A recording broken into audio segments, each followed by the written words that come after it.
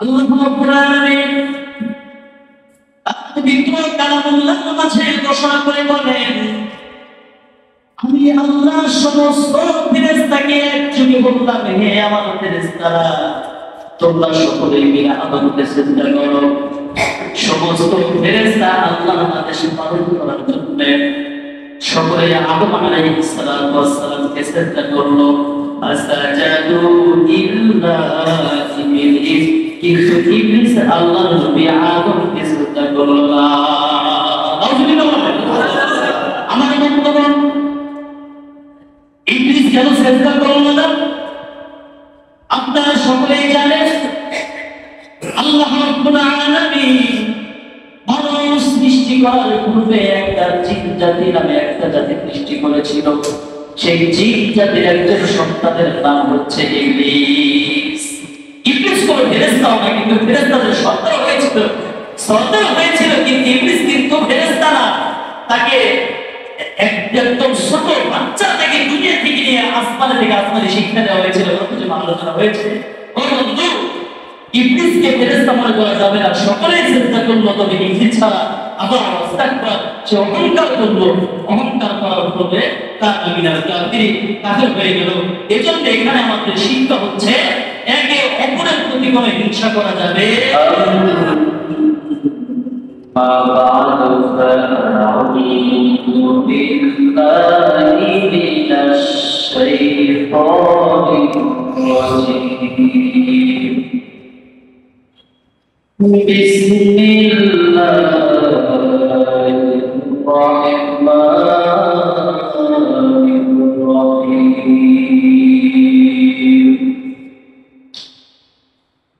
وَإِذَا قَالَ رَبُّكَ لِلْمَلَائِكَةِ اسْجُدُوا لِآدَمَ فَسَجَدُوا إِلَّا إِبْلِيسَ أَبَى وَاسْتَكْبَرَ وَكَانَ مِنَ الْكَافِرِينَ. وقال النبي صلى الله عليه وسلم لا تتخذوا القبور مساجد أو كما قال عليه النبي صلى الله عليه وسلم تسليما كثيرا كثيرا. সকলেই দরুদে ইব্রাহিম পাঠ করি। আমরা যে দরুদটা নামাজের মাঝে পাঠ করি সেই দরুদ পাঠ করি। আল্লাহুম্মা সাল্লি আলা মুহাম্মাদ ওয়া আলা আলি মুহাম্মাদ কামা সাল্লাইতা আলা ইব্রাহিম ওয়া আলা আলি ইব্রাহিম إنك حميد مجيد. اللهم بارك على محمد وعلى آل محمد كما باركت على إبراهيم وعلى آل إبراهيم إنك حميد مجيد. بلغ العلا بكماله. ভাই সকলের জন্য আওয়াজ করে নবীর শানে নবীর কদর দান করা। بلغ العلا بكماله أشرفت جمالي جمالي حسنت جميع خصالي صلوا عليه وآله. عشق محبوب خدا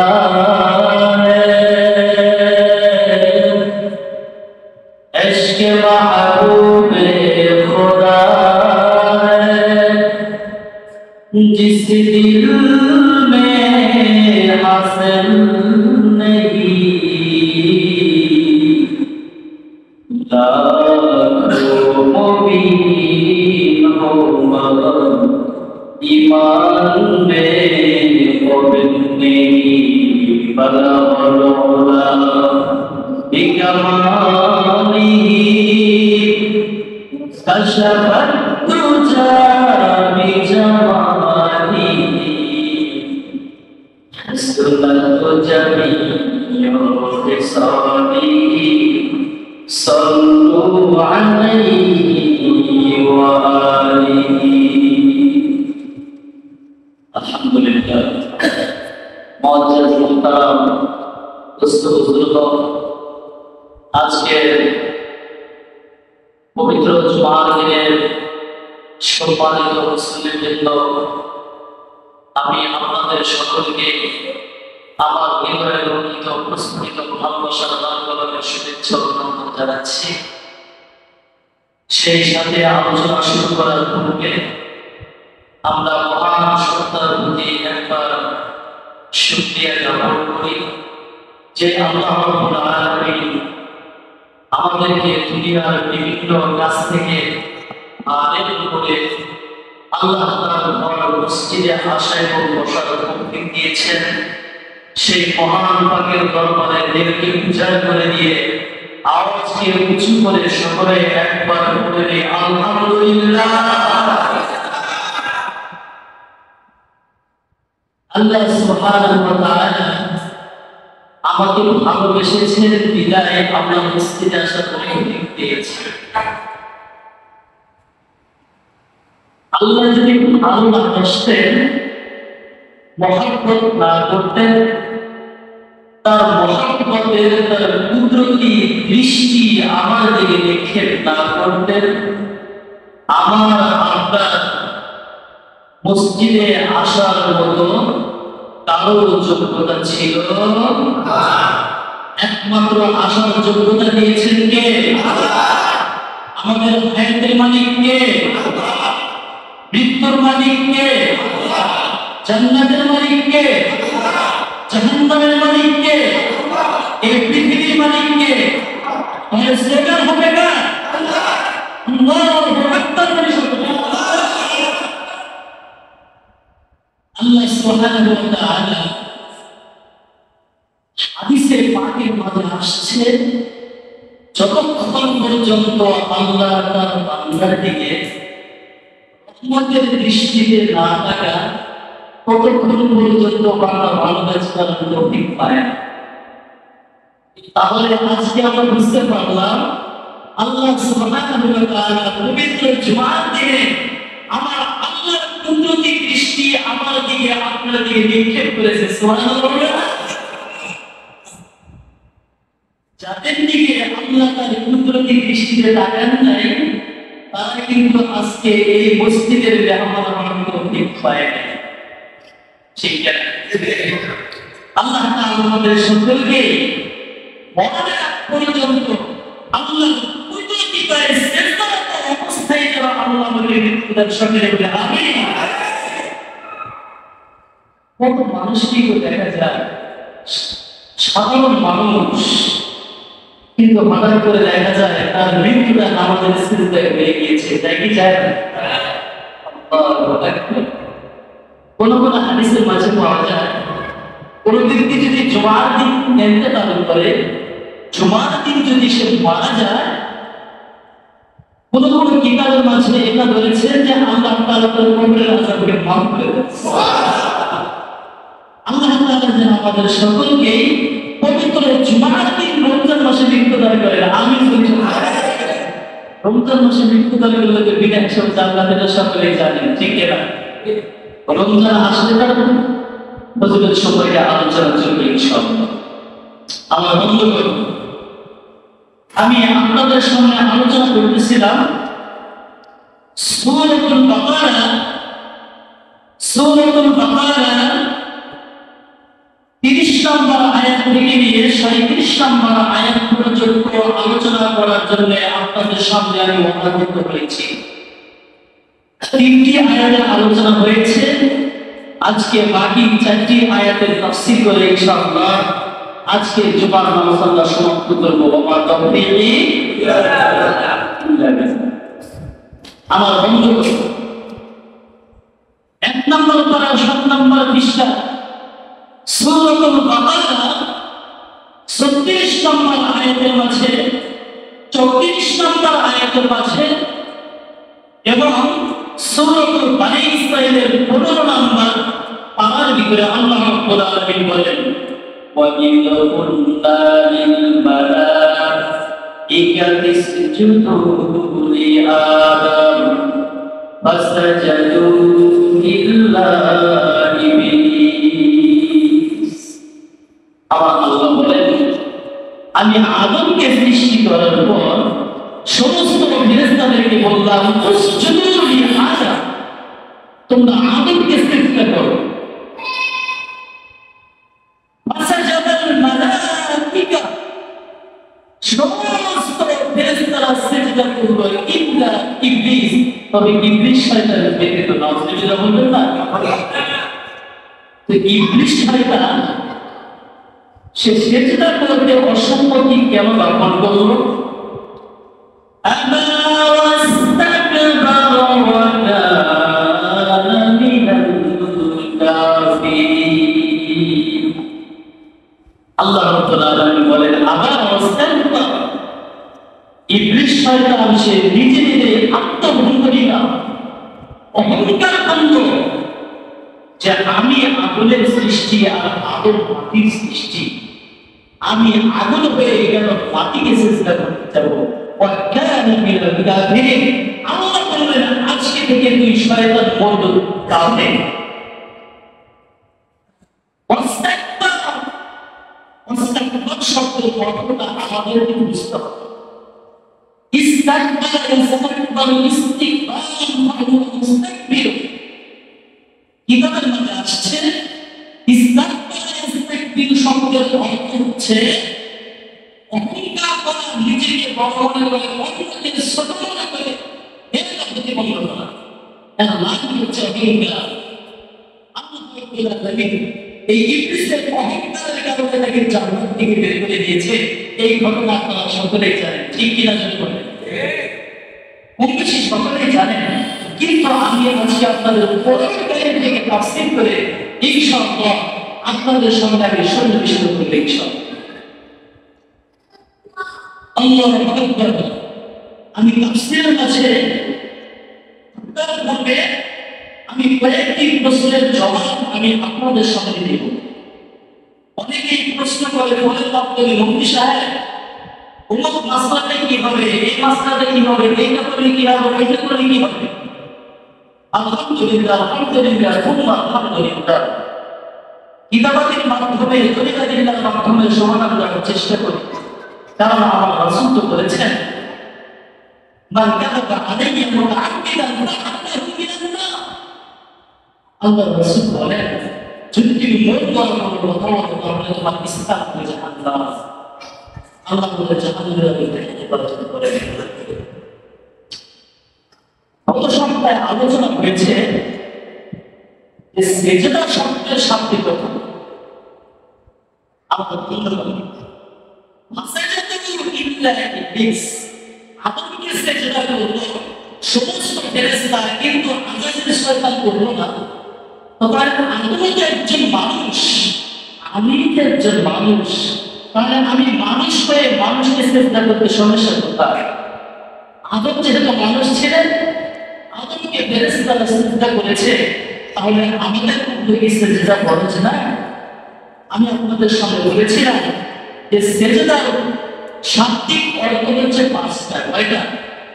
আমি আজকে আরো গবেষণা করেছি, কমপক্ষে 1 থেকে 2 ঘন্টা গবেষণা আমি করেছি এই সেজদার উপরে।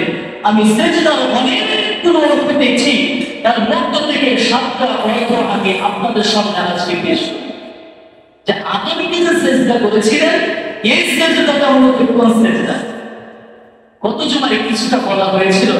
আমার বন্ধুগণ, আপনারা বুঝেছেন, আপনারা শুনেছেন। আজকে এই সেজদা শব্দের শাব্দিক অর্থটা আরো ক্লিয়ার করে দেওয়ার চেষ্টা করব। ও বন্ধু, কেউ ভুল বুঝবেন না, মনের কান দিয়ে শুনবেন, দিলের কান দিয়ে শুনবেন, আশা করি বুঝে আসবে। আল্লাহ রাসূল বলেন, যখন কোরআনের আলোচনা শুনতে থাকো, আলোচনা হতে থাকে, চুপ করে শুনতে হবে, কি বলতেছে তা শুনতে হবে, কে বলতেছে তার দিকে তাকানোর দরকার নেই, কে বলতেছে সেদিকে তাকাও। সুবহানাল্লাহ বলেন। আমার বন্ধুগণ, সিজদা শব্দের একটা অর্থ হলো, সর্বপ্রথম যে অর্থটা এনেছেন এর অর্থ হলো নত। কথা বলেন না, এক নম্বর অর্থ কি? আরো জোরে বলতে হবে, এক নম্বর অর্থ কি? নত হওয়া। আল্লাহ তাআলার সামনে আমার মাথাকে অবনত করে তার নাম হচ্ছে সিজদা। দ্বিতীয় নম্বর অর্থ, মাথাকে আল্লাহ তাআলার সামনে, আল্লাহর সাথে নবনীয়তার সামনে, আল্লাহ তাআলার সামনে সঁপে দেওয়া। অর্থাৎ আল্লাহ তাআলার সামনে আমরা প্রতিবার নামাজের মাধ্যমে সিজদা করা। সুবহানাল্লাহ। তৃতীয় নম্বর অর্থ হচ্ছে বিনয়তা প্রকাশ করা। বিনয় প্রকাশ করা, তাওয়াজু। মান তাওয়াজা লিল্লাহি রাফাআহুল্লাহ। বুখারী শরীফের হাদিস, মুসলিম শরীফের হাদিস, আবু দাউদ শরীফের হাদিস, মুসনাদ আহমদের হাদিস। আল্লাহ রাসূল বলেন, মান তাওয়াজা লিল্লাহি রাফাআহুল্লাহ। আল্লাহ বলেন, আমার জন্য যারা তাওয়াজু অবলম্বন করে, তারা নিজেকে ছোট মনে করে, আমি আল্লাহ তার দামকে বাড়ায় দেই। সুবহানাল্লাহ। আল্লাহর সামনে আমি নিজেকে অবনত করে দেব, তাওয়াজু প্রদর্শন করব। তিন নম্বর অর্থ হচ্ছে বিনয় প্রকাশ করা। চার নম্বর অর্থ আনুগত্য স্বীকার করা। কথা বলেন না, চার নম্বর অর্থ কি? আনুগত্য স্বীকার করা। আমি পুনরায় আবার রিপিট করব। চার নম্বর অর্থ হচ্ছে আনুগত্য স্বীকার করা। আমি আপনাদের নিকটে প্রশ্ন রাখবো, তাহলে এই সাতটা অর্থের মাঝে কোন অর্থের সিজদা আদর্শ করা হয়েছে? চার নম্বর অর্থ হচ্ছে আনুগত্য স্বীকার করা। পাঁচ নম্বর বশ্যতা স্বীকার করা। বলেন না, পাঁচ নম্বর কি? বশ্যতা স্বীকার করা। এক একটা ব্যাখ্যা আছে, ব্যাখ্যা করলে অনেক সময় চলে যাবে, কমপক্ষে 10 মিনিট করে সময় লাগবে এক একটা ব্যাখ্যা করতে। ছয় নম্বর অর্থ আত্মসমর্পণ করা।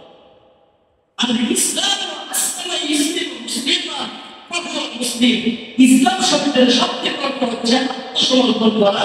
সিজদার একটা অর্থ হচ্ছে আত্মসমর্পণ করা।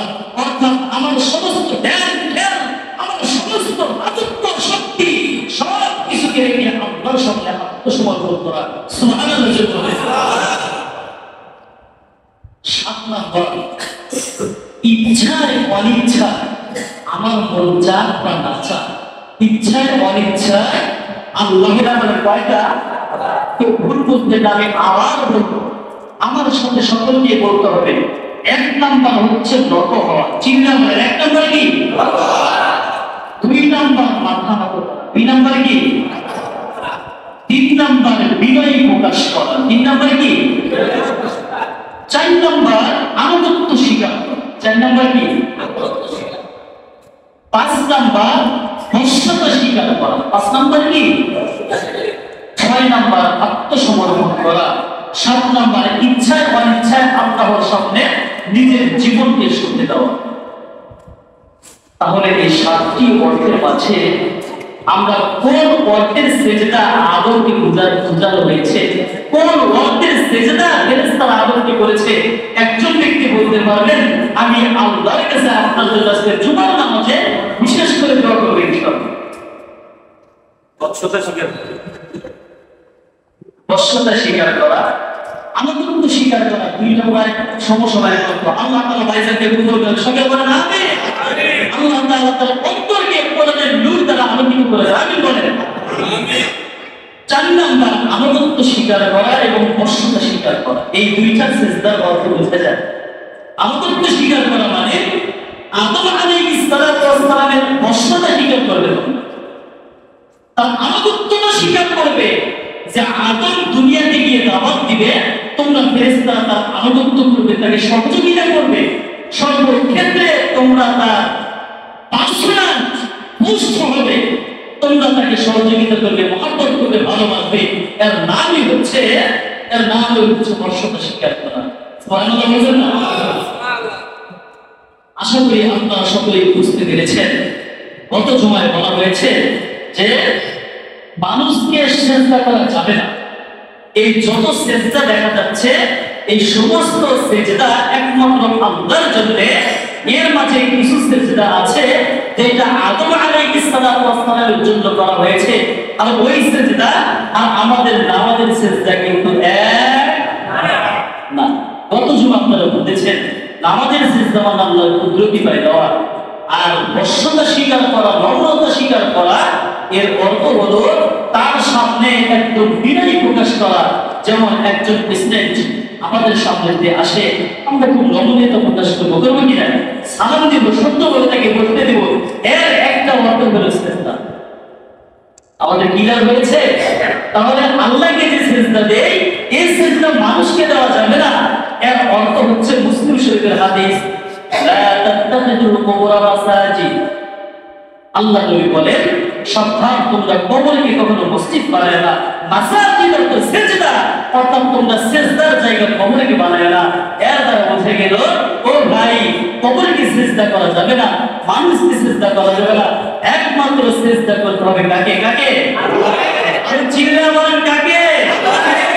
আপনারাই বলেন, আমি কি কারোর বিরুদ্ধে বলেছি? না, একমাত্র আল্লাহকে সেজদা করতে হবে।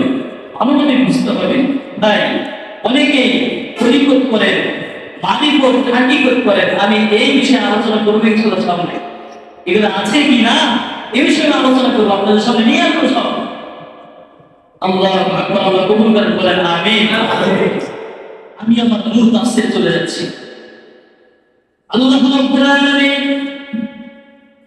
পবিত্র কালামুল্লাহর মাঝে ঘোষণা করে বলেন, আমি আল্লাহ সমস্ত ফেরেশতাকে একযোগে বললাম, হে আমার ফেরেশতারা, তোমরা সকলে মিলে আদমকে সিজদা করো।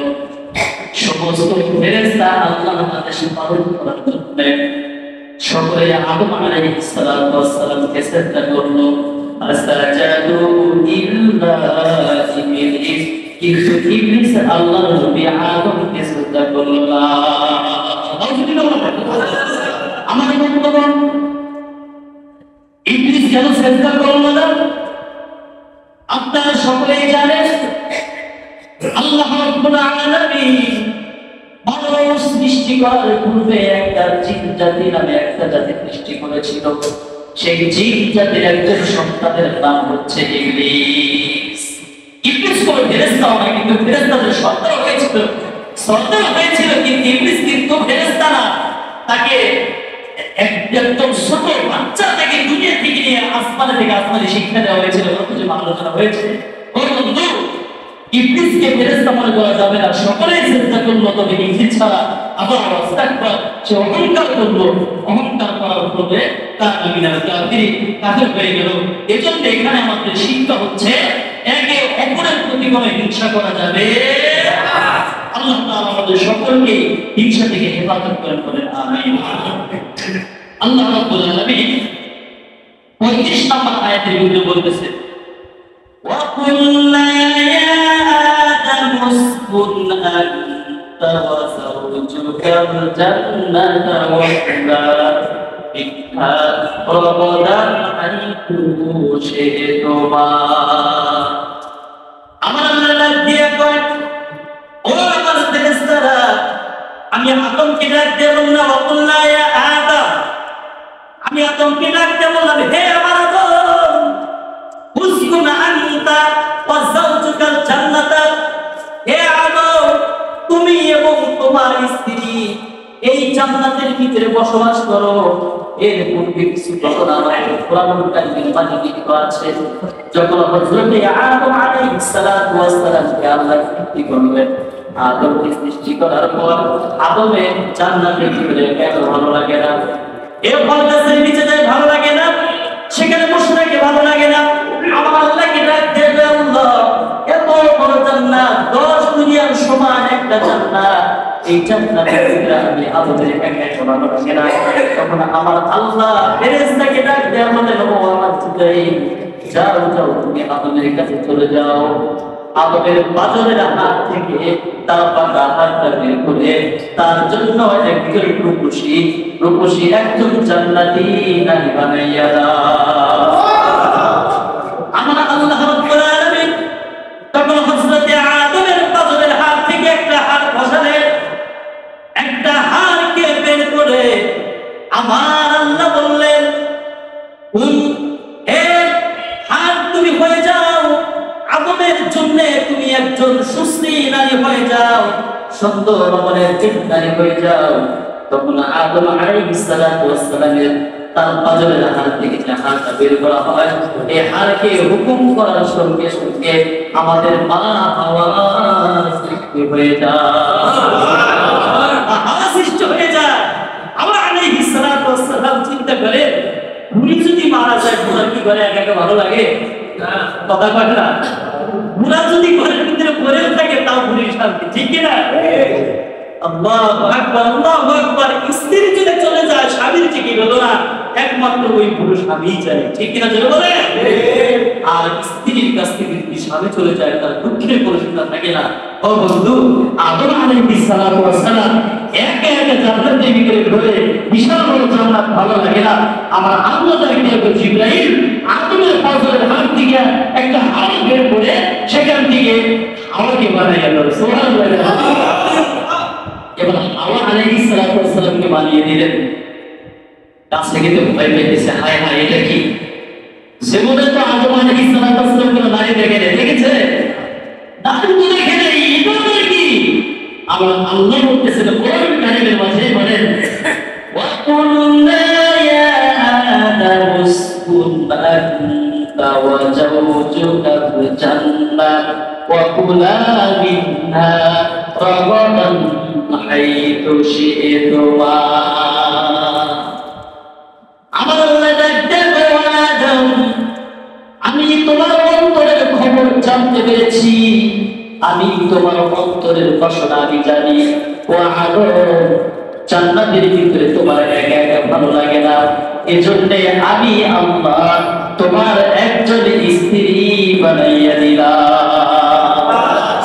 আমার আল্লাহ তখন ডাক দেয়, ও আল্লাহ, আদম ডাক দেয়, আল্লাহ আমি কি করব? আমার আল্লাহ ডাক দেয়, যাও যাও আমার কাছে যাও। আমার কাছে যাওয়ার আগে তোমার একটা শর্তটা কি? যদি একজন আরেকজনকে বিবাহ করে মহরানা লাগে না? আরে কথা কয় না, মহরানা লাগে। এবার আদম ডাক দেয়, আমার কাছে তো কোনো টাকা পয়সা নাই, হীরা-মণি মুক্তা কিছু নাই, মহরানা কোথা থেকে দেব? আমার আল্লাহ ডাক দিয়ে বলে, ও আদম, তুমি হচ্ছে মালিক কুলের সর্বপ্রথম। ও আদম, তুমি এমন একটা তাসবিহ জপবে, তুমি এমন একটা তাসবিহ আমার স্বপ্নের স্বপ্ন বিশেষ করবে, আমি আল্লাহ এই তাসবিহর মাধ্যমে তোমার মহরানা আদায় করে দেব। তখন আদম ডাক দেয়, আল্লাহ কোন তাসবিহ জপলে তুমি আমার মহরানার ব্যবস্থা করে দেবে? তখন আল্লাহ রাব্বুল আলামিন বললেন, আখিরি জামানায় এমন একজন নবী আসবে, সকলে জিকির করি লা ইলাহা ইল্লাল্লাহ।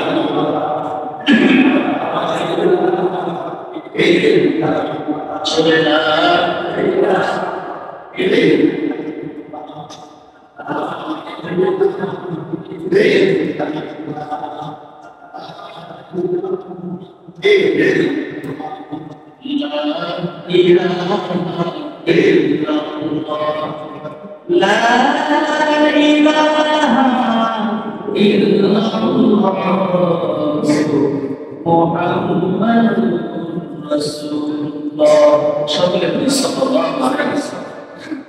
এবার আদম আলাইহিস সালাম বলেছেন, আল্লাহ তো মহল্লা কি কেমনে করবো? আমার আল্লাহ বলতেছেন, টেনশন নাই, আমি যেহেতু তোমাকে বানাইছি, তোমার স্ত্রী দিয়ে দিয়েছি, এবার মহল্লা আমি আল্লাহ দিয়ে দেবো। সুবহানাল্লাহ।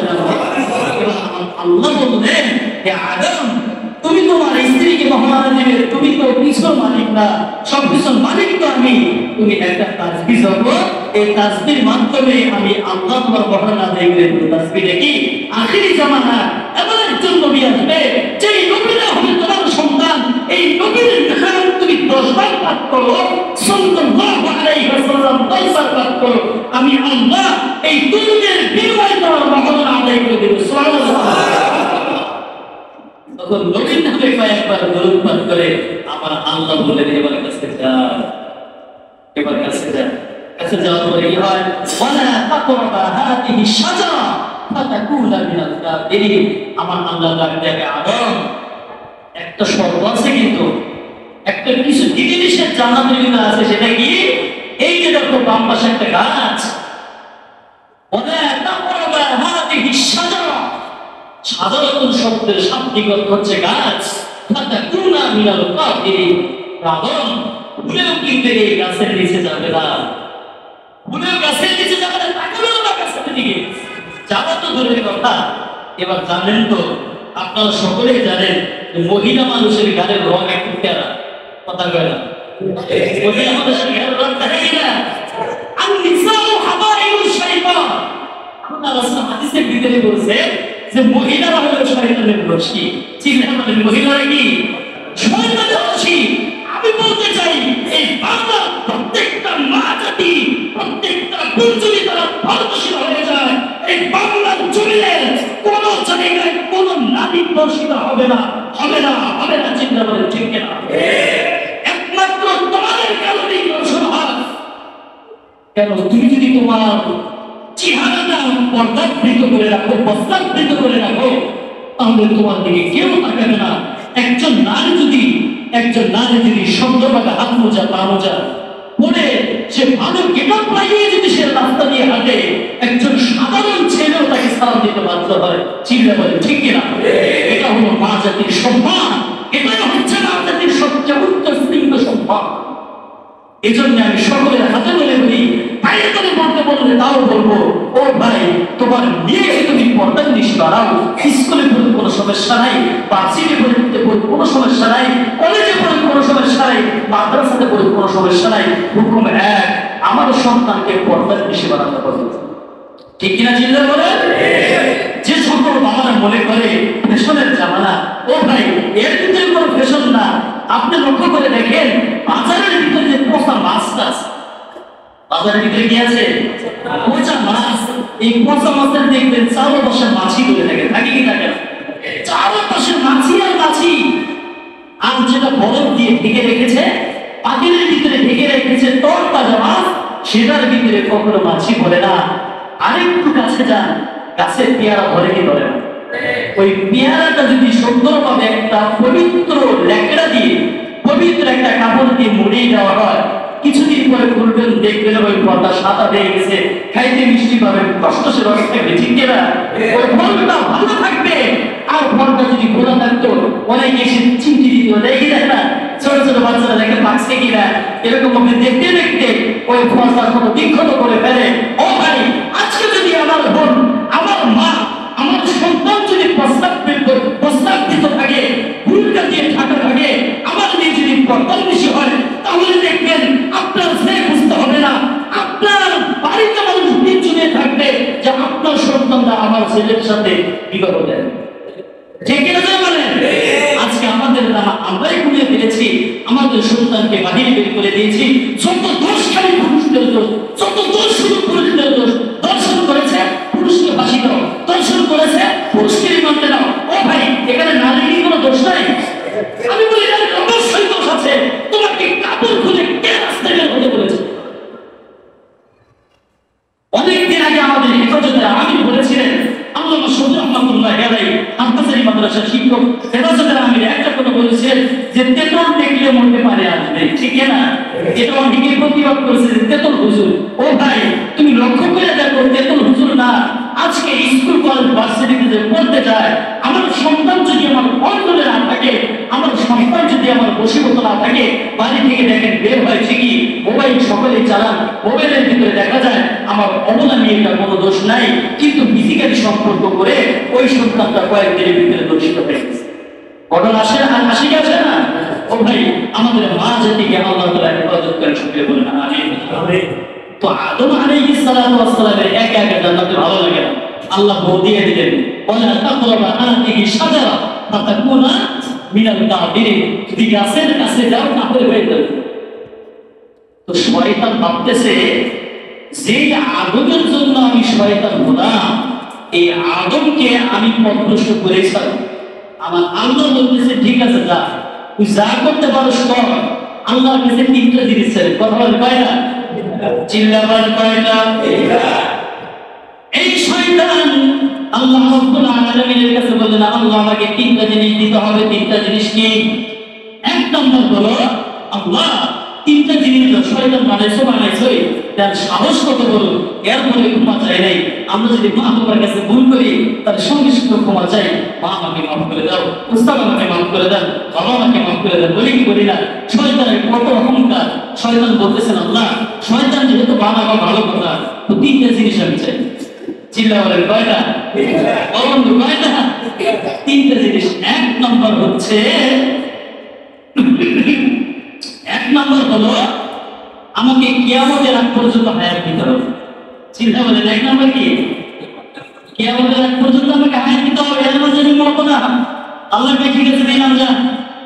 দ্বিতীয় নম্বর আল্লাহ আমাকে দ্বিতীয় নম্বর দিতে হবে, সেটা কি বলতেছেন আল্লাহ আমি যেন 1 সেকেন্ডে সারা বিশ্ব ভ্রমণ করতে পারি। চিন্তা বলেন কয় সেকেন্ডে? 1 সেকেন্ডে যেন আমি সারা বিশ্ব ভ্রমণ করতে পারি, ভ্রমণ করতে পারি 1 সেকেন্ড। আল্লাহ বলেন যা দিলাম। এর ব্যাখ্যায় আসতেছে 1 সেকেন্ডে কিভাবে ভ্রমণ করে।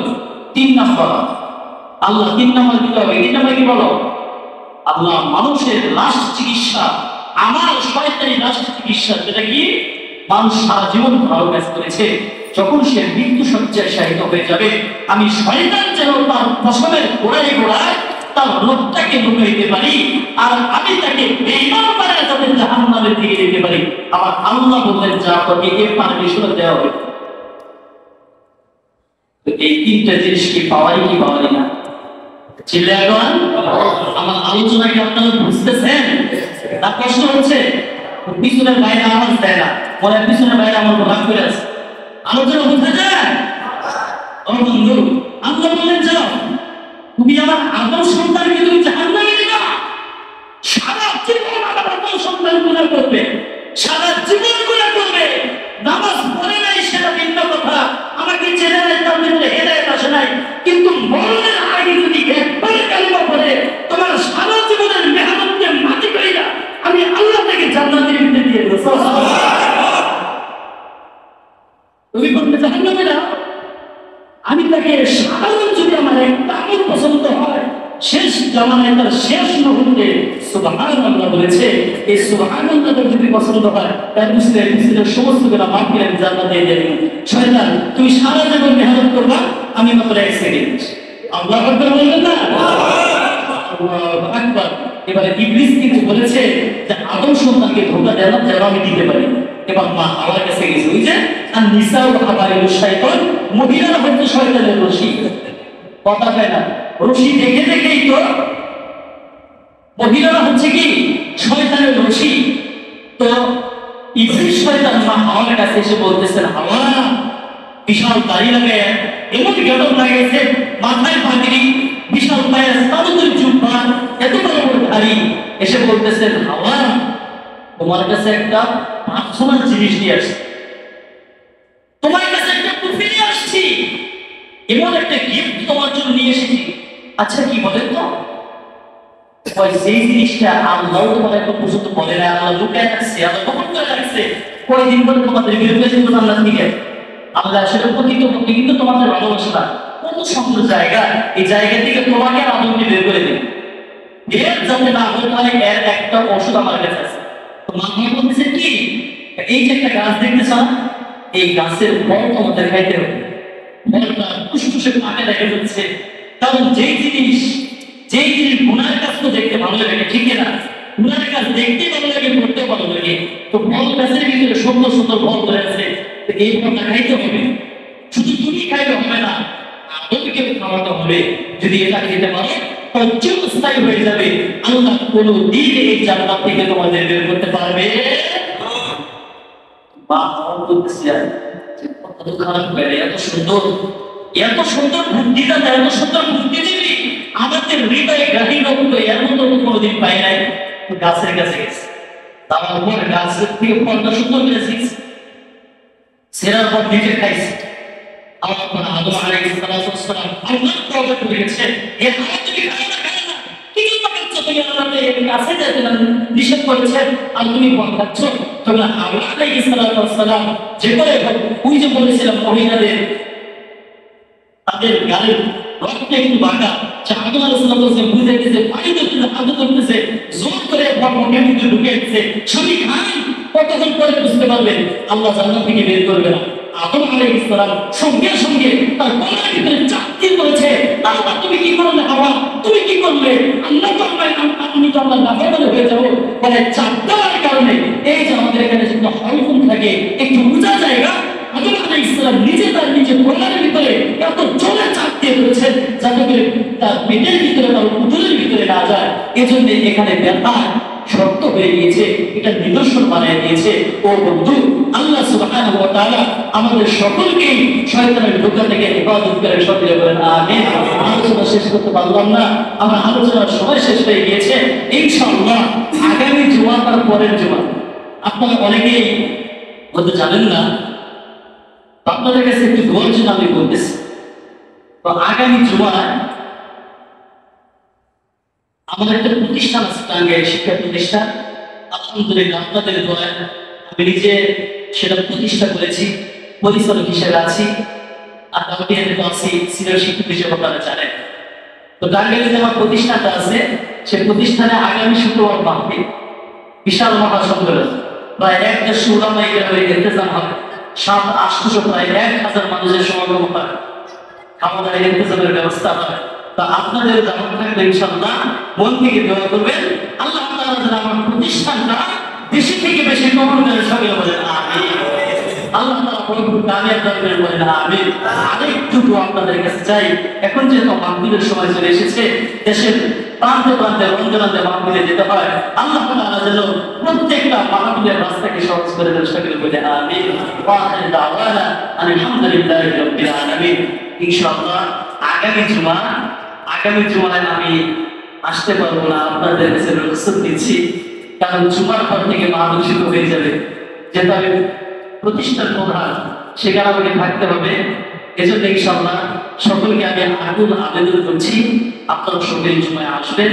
আমাদের সম্মানিত ইমাম সাহেব আগামী জুমা পড়াবেন, এর পরবর্তী জুমা আমি এখান থেকে আলোচনা শুরু করবো, এবং এই আলোচনাটা সংক্ষিপ্তভাবে শেষ দিয়ে আমি তরিকতের আলোচনা করার চেষ্টা করবো ইনশাআল্লাহ, যে তরিকার লাইনে আছে কি নাই, ইনশাআল্লাহ কিতাবের আওতা দিয়ে আমি এই বিষয়গুলো আপনাদের সাথে উপস্থাপন করার চেষ্টা করবো। আলহামদুলিল্লাহ, আসসালামু আলাইকুম ওয়া রাহমাতুল্লাহ।